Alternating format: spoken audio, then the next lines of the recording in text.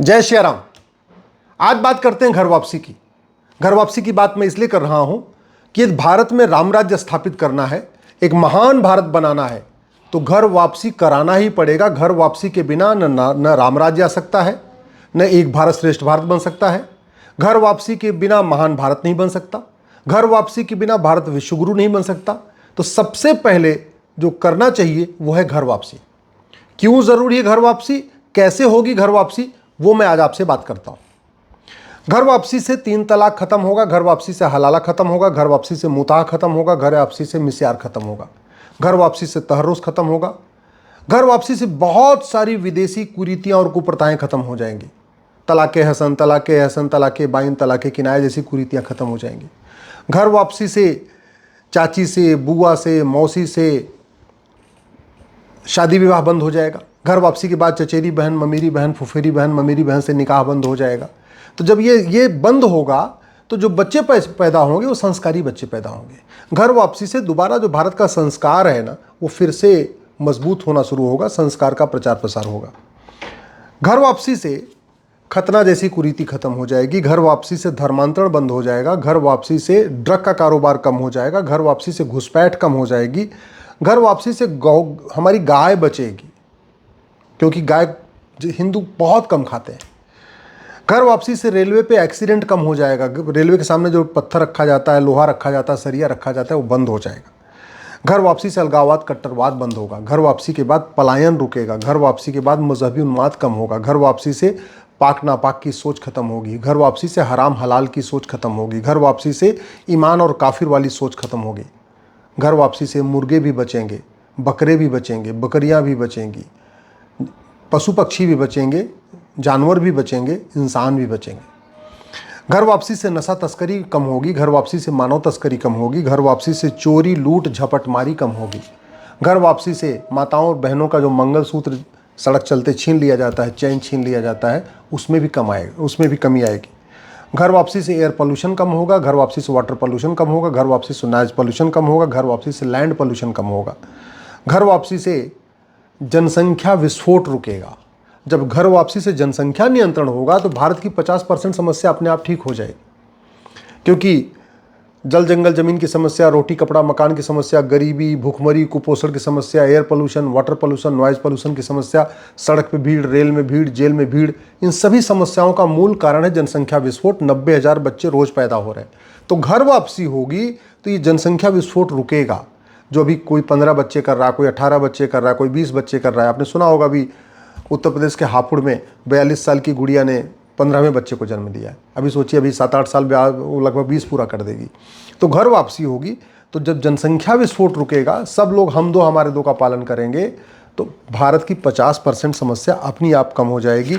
और जब ये कम होगी तो मुफ्तखोरी रुकेगी। मुफ्तखोरी रुकेगी तो टैक्स पेयर के ऊपर बर्डन कम होगा। टैक्स पेयर के ऊपर बहुत प्रेशर है, तो घर वापसी का फ़ायदा टैक्स पेयर को भी मिलेगा। खासतौर पे मारवाड़ी समाज को मिलेगा, अग्रवाल समाज को मिलेगा, जैन समाज को मिलेगा, माहेश्वरी समाज को मिलेगा। घर वापसी से संविधान की भावना मजबूत होगी। संविधान मतलब समान विधान, एक देश एक विधान, सबके लिए समान विधान।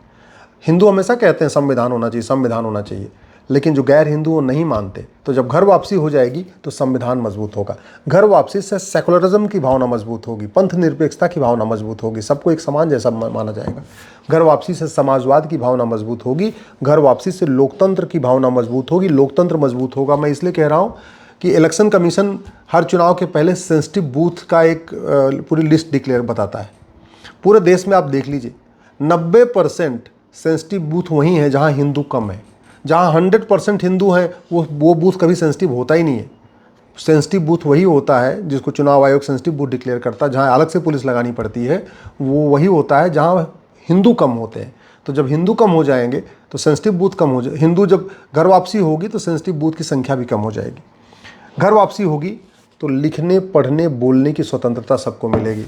आज की डेट में भी आप ढोल गवार शूद्र पशुनारी के ऊपर चर्चा कर सकते हैं, वेद के ऊपर चर्चा कर सकते हैं, आप उपनिषद के ऊपर चर्चा कर सकते हैं, भगवत गीता, रामायण के ऊपर चर्चा कर सकते हैं। लेकिन जो गैर हिंदुओं के जो किताबें हैं, जो रिलीजियस किताब है, उसके ऊपर अगर आप चर्चा करें तो सरतन से जुदा भी होता है, और कई लोगों का हो चुका है। तो घर वापसी से सबको लिखने की स्वतंत्रता मिलेगी, सबको सोचने की स्वतंत्रता मिलेगी, सबको बोलने की स्वतंत्रता मिलेगी, अपनी पसंद से अपना वस्त्र पहनने की स्वतंत्रता होगी, अपनी पसंद से गाने की स्वतंत्रता होगी, फिल्म देखने की स्वतंत्रता होगी, सारी स्वतंत्रता होगी। ये जो बहुत सारी कुरीतियाँ अभी हो रखी हैं, बहुत सारी जो गुलामी बनी हुई है, वो उसी कारण है क्योंकि बहुत सारे भारत में जो गैर हिंदू हैं वो इसको नहीं मानते। घर वापसी से राष्ट्र प्रथम की भावना मजबूत होगी, घर वापसी से वैज्ञानिक सोच विकसित होगी, घर वापसी से पुलिस का काम कम होगा। अभी आप देख लीजिए, पुलिस का आधा तक काम जो बढ़ा हुआ है वो चोरी लूट झपटमारी और बाकी चीज़ों के लिए बढ़ा हुआ है, और वो ज़्यादातर कौन कर रहा है ये आंकड़े अपने आप पता चल जाते हैं।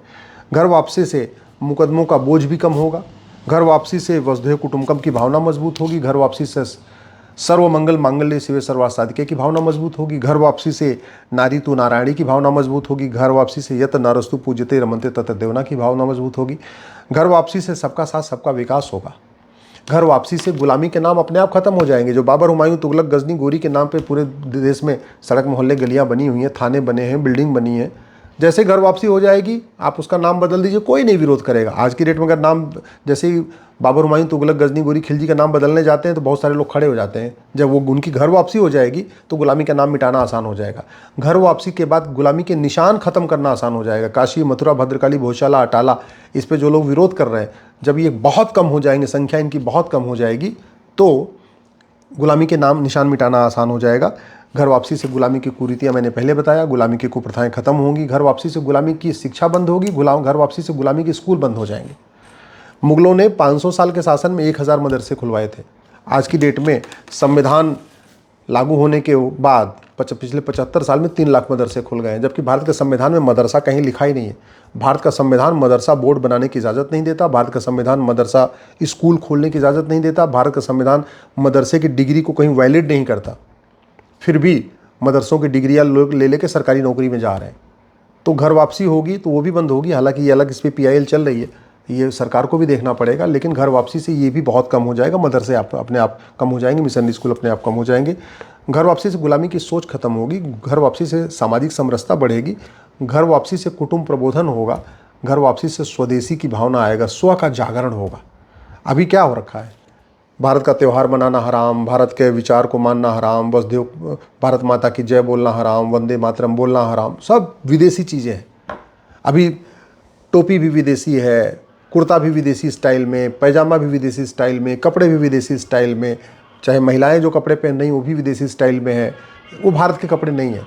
तो घर वापसी होगी तो विदेशी सोच बढ़ेगी, विदेशी वेशभूषा बढ़ेगी, विदेशी भाषा बढ़ेगी, विदेशी संस्कार बढ़ेगा, विदेशी संस्कार कम होगा और भारत के संस्कार बढ़ेंगे। घर वापसी से धर्मांतरण जैसी कुरीतियाँ बहुत कम हो जाएंगी। सवाल यह है कि घर वापसी कराएं कैसे, तो इसका उत्तर यह है कि धर्मांतरण हुआ कैसे।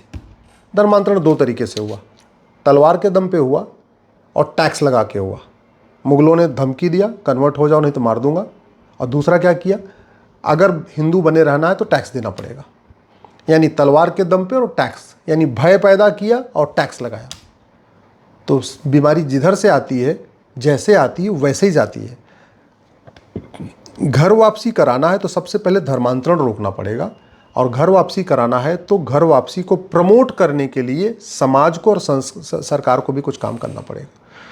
सरकार को क्या काम करना चाहिए वो मैं आपको बताता हूँ। अगर घर वापसी कराना है तो सबसे पहले ये माइनॉरिटी को डिफाइन कर, पहली बात तो माइनॉरिटी मेजॉरिटी ख़त्म कर देना चाहिए, और अगर माइनॉरिटी को कॉन्सेप्ट को रखना भी है तो माइनॉरिटी को डिफाइन कर देना चाहिए कि जो 1% से कम है वही माइनॉरिटी कहलाएगा, जो 1% से ज़्यादा है, 1 करोड़ से ज़्यादा, वो माइनॉरिटी नहीं कहलाएगा। ये सरकार को काम करना पड़ेगा, माइनॉरिटी कमीशन एक्ट को डिफाइन करना पड़ेगा। घर वापसी के लिए दूसरा काम करना पड़ेगा, जो हवाला की फंडिंग आ रही है खाड़ी देशों से उसको रोकना पड़ेगा, और उसको रोकने का एक ही तरीका है कि 100 रुपये से बड़ी नोट बंद हो, और ये हवाला का जो कानून है इसको बदल के हवाला कारोबार को जघन्य अपराध घोषित किया जाए। हवाला कारोबारियों की 100% संपत्ति जब्त करने, नागरिकता खत्म करने, आजीवन कारावास, फांसी देने के लिए कानून बनाया जाए। घर वापसी के लिए जो पूरा बेनामी लेन देन होता है, ये जो धर्मांतरण है अपने आप में पूरा बहुत बड़ा धंधा हो चुका है। 1-1 लाख रुपए मिलता है धर्मांतरण कराने का, तो स्वाभाविक सी बात है उनको जो पैसा आ रहा है वो रुकेगा तो धर्मांतरण रुकेगा। घर वापसी कराने के लिए कांग्रेस ने 2010 में एक FCRA कानून बनाया था, धर्मांतरण कराने के लिए, मिशनरियों को फंडिंग कराने के लिए, माओवादियों को फंडिंग कराने के लिए। तो इस कानून को बदलना पड़ेगा, FCRA ख़त्म करना पड़ेगा जिससे उनकी फंडिंग रुके। घर वापसी कराना है तो one nation one police code लागू करना पड़ेगा। घर वापसी कराना है तो राइट टू एजुकेशन को एक इक्वल शब्द जोड़ के राइट टू इक्वल एजुकेशन करना पड़ेगा। घर वापसी करना है तो ये जो सिटीजनशिप एक्ट है इसको बदलना पड़ेगा, और जो देश विरोधी काम करे उसकी नागरिकता ख़त्म करने का प्रावधान करना पड़ेगा। घर वापसी को रोकना है तो लफ्ज़-ए-हाथ, लैंड-ए-हाथ, धर्मांतरण, घुसपैठ और ड्रग कारोबार को अनलॉफुल एक्टिविटी डिक्लेयर करना पड़ेगा, उनके ऊपर यूएपीए लगाना पड़ेगा। घर वापसी कराना है तो नेशनल सिक्योरिटी एक्ट को फिर से थोड़ा बदलाव करना पड़ेगा, और लफ्ज़-ए-हाथ, लैंड-ए-हाथ, धर्मांतरण, घुसपैठ, ड्रग्स-ए-हाथ को नेशनल सिक्योरिटी के लिए खतरा घोषित करना पड़ेगा, उनके ऊपर एनएसए लगाना पड़ेगा। घर वापसी कराना है तो जो भ्रष्टाचार है इसको रोकना पड़ेगा, क्योंकि धर्मांतरण के लिए जो पूरा भ्रष्टाचार है ना वो बहुत हद तक जिम्मेदार है। घुसपैठ के लिए तो खासतौर पे पूरा भ्रष्टाचारी जिम्मेदार है। घुसपैठिए बॉर्डर पे 2000 रुपये दे के आते हैं, अंदर आते हैं, 2000 में आधार, 2000 में राशन कार्ड, 2000 में ड्राइविंग लाइसेंस, 2000 में बर्थ सर्टिफिकेट सब बनवा लेते हैं। वो तभी रुकेगा जब ये भ्रष्टाचार विरोधी कानून ख़त्म किया जाए। ब्लैक मनी जो जनरेट हो रही है इससे भी धर्मांतरण हो रहा है, तो ब्लैक मनी तभी रुकेगी जब कैश लेन देन की सीमा तय कर दिया जाए कि भैया 5000 रुपये से महंगा आप ऊपर 5000 से ऊपर कोई कैश लेन देन कर ही नहीं सकता, और कानून को भी कठोर बनाना पड़ेगा। घर वापसी जो धर्मांतरण के लिए बहुत बड़ी फंडिंग होती है वो ड्रग के कारोबार से होती है। जो ड्रग कारोबार चलता है इसका आधा पैसा घर धर्मांतरण में काम हो जाता है, तो वो तभी रुकेगा जब नशा तस्करी रुके। नशा तस्करी कैसे रुकेगी? जब नशा तस्करों को फांसी देने, उनकी नागरिकता ख़त्म करने और उनकी 100% प्रॉपर्टी जब्त करने के लिए कानून बनाना पड़ेगा। तो ये काम भी सरकार को ही करना पड़ेगा। घर वापसी कराना है, धर्मांतरण रोकना है तो जो गुलामी के नाम और निशान मिटाने पड़ेंगे, उसके लिए एंशिएंट मोनूमेंट एक्ट बदलना पड़ेगा। और सबसे इम्पॉर्टेंट, समाज को जो करना पड़ेगा, ख़ास तौर पे व्यापारी वर्ग को, वैश्य समाज को, मारवाड़ी समाज को, जैन समाज को, अग्रवाल समाज को, कि आप अपने यहाँ जब इम्प्लाई रखते हैं उनमें घर वापसी करने वालों को प्राथमिकता दें। जो लोग घर वापसी कर रहे हैं आप उनको अपना नौकरी दें, उनको नौकरी पे वरीयता दें। सरकार को भी घर वापसी कराने वालों को कुछ मुफ्त में अनाज, मुफ्त में राशन, बाकी चीज़ें देनी पड़ेंगी। तो समाज भी जब आगे आएगा, सरकार भी आगे आएगी, और मंदिरों को हमें घर वापसी का केंद्र बनाना पड़ेगा। जितने हर गांव का जो मंदिर है उसको ही घर वापसी सेंटर बनाना पड़ेगा कि भैया सब लोग हर मंदिरों को एक टारगेट लेना पड़ेगा। हर मंदिर एक टारगेट ले कि हमको साल में 100 घर वापसी कराना है।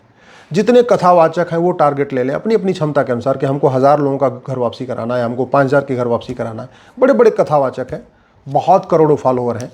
अगर सारे कथावाचक एक बार अपने फॉलोअर के साथ कह दें, अपनी कथाओं में इसका आह्वान करें कि भाई सभी भक्त, जितने उनके भक्त हैं वो सब घर वापसी के लिए प्रयास करें, आप ज़रा सोचिए, एक एक हिंदू अगर एक एक परिवार की घर वापसी करा ले तो पूरे देश में घर वापसी हो जाएगी। एक एक हिंदू कर ले।